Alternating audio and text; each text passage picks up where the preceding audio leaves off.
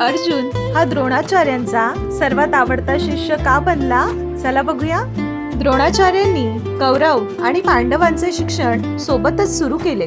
त्यांनी प्रत्येकाची विशेष आवड लक्षात घेता प्रत्येकाला विशेष शस्त्रामध्ये पारंगत केले.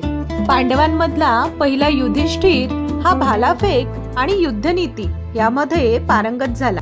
द्रोणाचार्य हे शस्त्रांबरोबरच त्यांच्या नियम आणि शिस्तीसाठी परिचित होते. भीम आणि दुर्योधन या दोघांनीही गदा हे शस्त्र निवडले. त्यामुळेच भीम आणि दुर्योधन यांची नेहमीच स्पर्धा होत असे. अर्जुन हा अतिशय अभ्यासू वृत्तीचा होता आणि त्याने स्वतःचे शस्त्र म्हणून धनुर्विद्या निवडली.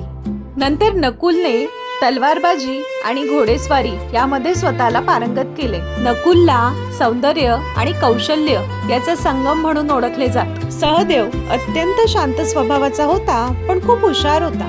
त्याने स्वतःला युद्धनीती, ज्योतिष्यशास्त्र यामध्ये पारंगत केले. एकदा अर्जुन जेवण करत होता आणि जेवताना खिडकीतून हवा आली आणि त्याचा दिवा विझला. अंधारातही आपण बरोबर जेवतोय हे लक्षात येताच अर्जुनच्या मनात वेगळीच कल्पना आली. जर मला अंधारात जेवता येऊ शकतं तर मी अंधारात बाणही मारू शकतो. त्या दिवसापासून अर्जुन रात्रीचाही धनुर्विद्येचा सराव करू लागला.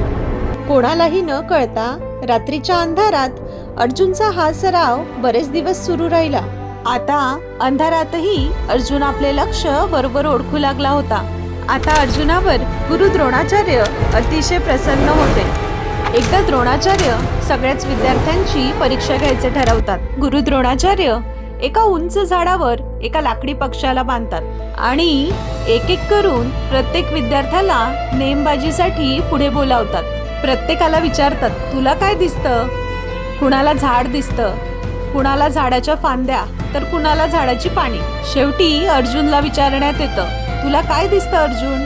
मला फक्त डोळा दिसतो आणि क्षणात बाण लक्षावर लागला. त्या क्षणी अर्जुन हा द्रोणाचार्यांचा आवडता शिष्य आणि जगातील महान धनुर्धर म्हणून प्रसिद्ध झाला. तुम्हाला ही गुरु शिष्याची गोष्ट कशी वाटली कमेंटमध्ये नक्की सांगा आणि अशाच नवीन कथा ऐकण्यासाठी माझ्या चॅनलला सबस्क्राईब करा. धन्यवाद.